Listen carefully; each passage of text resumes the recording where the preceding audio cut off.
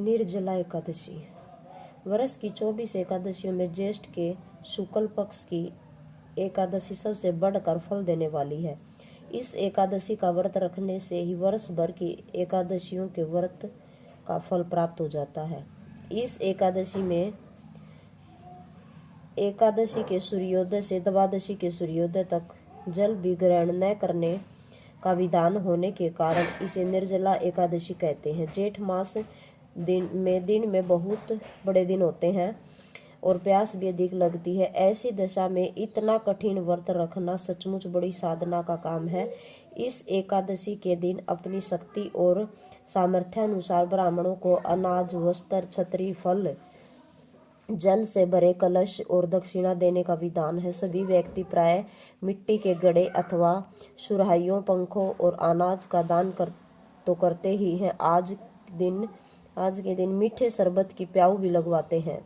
अधिक मात्रा में सत्भोजन करते रहना भीमसेन की एक बहुत बड़ी कमी थी। एक दिन भीमसेन ने व्यास जी से पूछा, हे पितामह, माता कुंती, भ्राता युधिष्ठिर, अर्जुन, नकुल, सहदेव और द्रौपदी आदि सब एकादशियों का व्रत करते हैं और मुझे भी अनाज खाने को मना करते हैं, परंतु मैं उनसे कहता हूँ कि भाई, भक्ति पूर्वक भगवान की पूजा आदि तो मैं कर सकता हूँ और दान भी दे सकता हूँ, परंतु भोजन के बिना नहीं रह सकता। इसके उत्तर से व्यास जी ने कहा, हे पांडुपुत्र भीमसेन, यदि तुम नरक को बुरा और स्वर्ग को अच्छा समझते हो तो प्रत्येक मास की दोनों एकादशियों को अन्न मत खाया करो। तब भीमसेन ने कहा, हे पितामह, मैं तो पहले ही कह चुका हूँ कि मैं भोजन के बिना नहीं रह सकता। यदि वर्ष में कोई एक ही व्रत हो तो मैं रख सकता हूँ।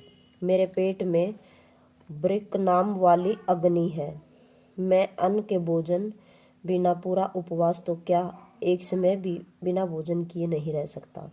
अतः आप मुझको कोई ऐसा व्रत बतलाइए जो वर्ष भर में केवल एक बार ही करना पड़े और मुझको स्वर्ग की प्राप्ति हो जाए। श्री व्यास जी ने कहा, हे पुत्र, बड़े बड़े ऋषियों ने अनेक शास्त्र बनाए हैं जिनमें वर्णित उपायों के द्वारा थोड़े से परिश्रम से ही स्वर्ग की प्राप्ति हो सकती है, परंतु उन शास्त्रों में भी दोनों पक्षों की एकादशियों का व्रत को मुक्ति के लिए सबसे श्रेष्ठ लिखा गया है। श्री व्यास जी के वचन सुनकर भीमसेन नरक में जाने के भय से भयभीत हो गए और कंपायमान होकर बोले, अब मैं क्या करूं? एक मास में 2 व्रत तो मैं कर नहीं सकता। हाँ, वर्ष में एक व्रत करने का प्रयत्न अवश्य कर सकता हूँ। एक दिन व्रत करने से मेरी मुक्ति हो जाए। यदि कोई ऐसा व्रत हो तो कहिए। यह बात सुनकर व्यास जी कहने लगे कि वृक्ष और मिथुन संक्रांति के बीच ज्येष्ठ मास के शुक्ल पक्ष की जो एकादशी आती है, उस एकादशी का व्रत करो। इस एकादशी के व्रत में स्नान और आचमन के सिवा जल वर्जित है। आचमन में 6 मास से जल से अधिक नहीं होना चाहिए, अन्यथा वह मदपान से सुदृढ़ हो जाता है। इस दिन भोजन नहीं करना चाहिए, क्योंकि भोजन करने से व्रत नष्ट हो जाता है। इस एकादशी के दिन सूर्योदय से लेकर द्वादशी को सूर्योदय तक जल ग्रहण न करने से समस्त एकादशियों के व्रतों का फल प्राप्त होता है। द्वादशी को सूर्योदय से पहले उठकर स्नान आदि करके ब्राह्मणों को दान आदि देना चाहिए। इसके पश्चात भूखे और सत्पात्र ब्राह्मणों का भोजन कराकर फिर आप भी भोजन कर लेना चाहिए।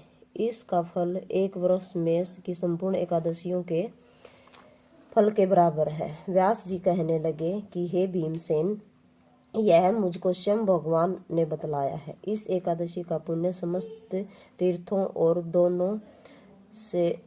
दानों से भी अधिक है। केवल एक दिन निर्जल रहने से ही मनुष्य के सभी पाप नष्ट हो जाते। जो मनुष्य निर्जला एकादशी का व्रत करते हैं, उनको मृत्यु के समय यमदूत आकर नहीं घेरते, वरन भगवान के पार्षद उसको पुष्प विमान में बैठाकर स्वर्ग को ले जाते हैं।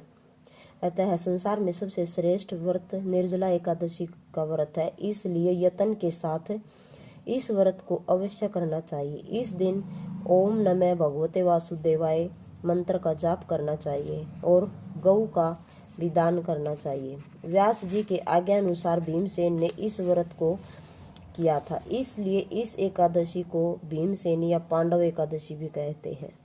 निर्जला व्रत वाले दिन प्रातःकाल भगवान का पूजन करके यह प्रार्थना करें कि हे भगवान, आज मैं श्रद्धा पूर्वक निर्जला व्रत रख कर दूसरे दिन भोजन करूंगा, अतः आपकी कृपा से मेरे सब पाप नष्ट हो जाएं। इस दिन जल से भरा हुआ एक गड़ा वस्त्र से ढक कर श्रवण सहित दान करना चाहिए। जो मनुष्य इस व्रत को करते हैं उनको करोड़ों पल सोने के दान का फल मिलता है, और जो इस दिन यज्ञ आदि करते हैं उनको फल का तो वर्णन ही नहीं किया जा सकता। जो मनुष्य इस दिन अन्न खाते हैं वे चांडाल के समान हैं, वे अंत में नरक में जाते हैं। जिन्होंने निर्जला एकादशी का व्रत किया है वे चाहे ब्रह्म हत्यारे हों अथवा गुरु के साथ द्वेष करने वाले हों, फिर भी इस व्रत के प्रभाव से स्वर्ग में जाते हैं। हे भीमसेन, जो पुरुष या स्त्री श्रद्धा पूर्वक इस व्रत को करते हैं उनको निम्नलिखित कर्म करने चाहिए। प्रथम भगवान का पूजन करें, फिर गौदान, ब्राह्मणों को मिष्ठान व दक्षिणा देनी चाहिए तथा जल से भरे कलश का दान अवश्य करना चाहिए।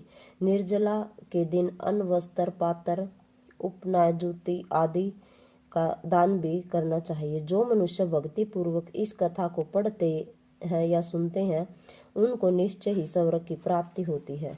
बोलो विष्णु भगवान की जय हो।